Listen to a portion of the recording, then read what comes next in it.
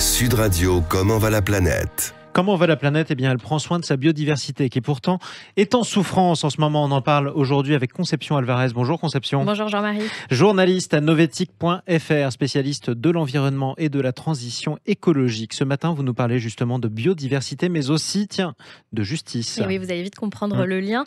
La biodiversité, pour beaucoup d'entre nous, ce sont ces grandes espèces animales menacées d'extinction. Je pense aux grands requins blancs, aux tigres du Bengale, l'ours polaire, le panda géant, l'éléphant d'Asie. Mais c'est sans compter sur des toutes petites bêtes, les invertébrés, les mollusques, les méduses, les limaces, les insectes. Et en fait, selon une nouvelle étude publiée cette semaine, si on prend justement en compte l'ensemble des invertébrés, on se rend compte en fait que le nombre d'espèces disparues est beaucoup plus important que ce qu'on pensait, 200 fois plus. Et donc, ce sont environ 200 000 espèces, peut-être même plus, qui auraient disparu de la surface de la Terre en 500 ans seulement. C'est une extinction de masse, en fait. Exactement. Les chercheurs confirment donc cette 6e extinction de masse dans laquelle nous sommes en ce moment. Elle est bien là et en plus, elle est beaucoup plus importante que ce qu'on croyait. Et donc, au rythme actuel, si on continue comme ça, les insectes pourraient avoir complètement disparu de la Terre dans 100 ans. Dans seulement un siècle, ça va extrêmement vite. Alors, on ne le dit pas assez, mais sans biodiversité, en fait, c'est toute la vie sur Terre qui est menacée. Exactement, parce que nous dépendons vraiment du monde vivant. La pandémie de Covid-19 l'a bien démontré. Nous dépendons des abeilles, par exemple, pour notre alimentation. Un tiers de ce que nous mangeons dépend de ces insectes pollinisateurs. C'est la biodiversité qui fournit aussi l'oxygène que nous respirons, l'eau que nous buvons, les matériaux de construction pour nos maisons, ou encore les molécules qui nous permettent de fabriquer nos médicaments. La biodiversité est également importante dans la lutte contre le changement climatique parce qu'elle sert de grand régulateur du climat. Il est donc essentiel de s'attaquer à la protection de la biodiversité. Alors, c'est ce qu'ont voulu faire justement 5 organisations non gouvernementales. Conception, ces 5 ONG, elles ont attaqué carrément l'État en justice sur la biodiversité. C'était en début de semaine, c'est complètement inédit. 5 ONG françaises ont lancé une action en justice contre l'État et cette fois, c'est la biodiversité qui est au cœur du dossier. Les associations estiment que le gouvernement français n'en fait pas du tout assez pour protéger les espèces animales, mais aussi les espèces végétales, et qu'il manque donc à ses obligations. C'est le premier recours au monde contre un État sur ce sujet de la biodiversité. Sur la biodiversité, absolument. Exactement. Et ça, c'est important. C'est important. Et c'est en France, donc c'est important de le souligner. Je vous propose d'écouter Cyril Dion. Vous savez, c'est le réalisateur du film à succès Demain. Il vient de sortir un nouveau documentaire qui s'appelle Animal. Et il soutient justement la campagne de sensibilisation autour de cette action. On ne peut plus ignorer le problème.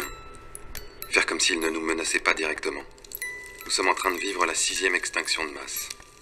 Avec l'accélération de l'urbanisation et l'introduction des pesticides de dernière génération, les 3/4 des insectes volants ont disparu des campagnes d'Europe occidentale ces 30 dernières années. Privés de leur source principale de nourriture, 1/3 des oiseaux de nos campagnes ont disparu ces 15 dernières années. Ces ONG rassemblées sous la bannière Justice pour le vivant ont donc engagé un recours pour faire reconnaître la responsabilité de l'État dans ce qui est désormais reconnu comme la 6e extinction de masse. Et alors justement, qu'est-ce qu'elle reproche à l'État, ces 5 ONG ? Elle vise à la politique sur les pesticides.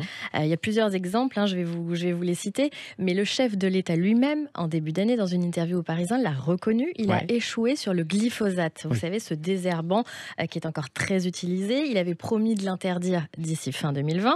On est début 2022 on est en retard et ça coince toujours, effectivement. Coince toujours.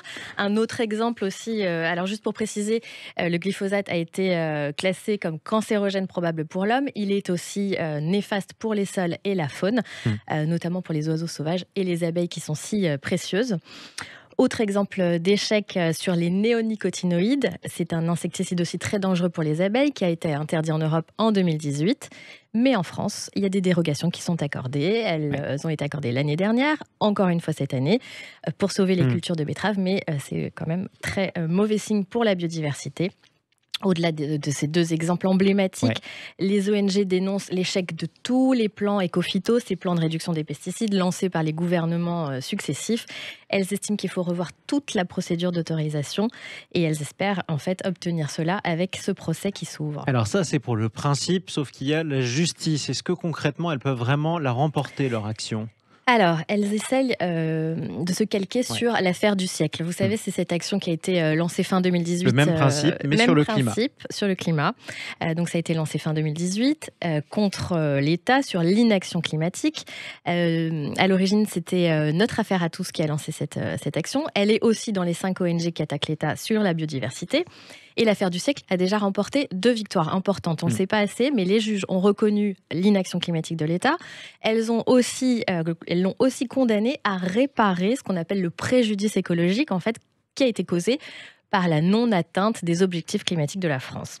Effectivement, et c'est pour ça que justement, elles espèrent créer un précédent sur la biodiversité. Merci beaucoup, Conception Alvarez. Merci Jean-Marie. Journaliste à novetic.fr, spécialiste de la transition écologique et énergétique aussi d'ailleurs. On en parlera une autre fois dans Comment va la planète.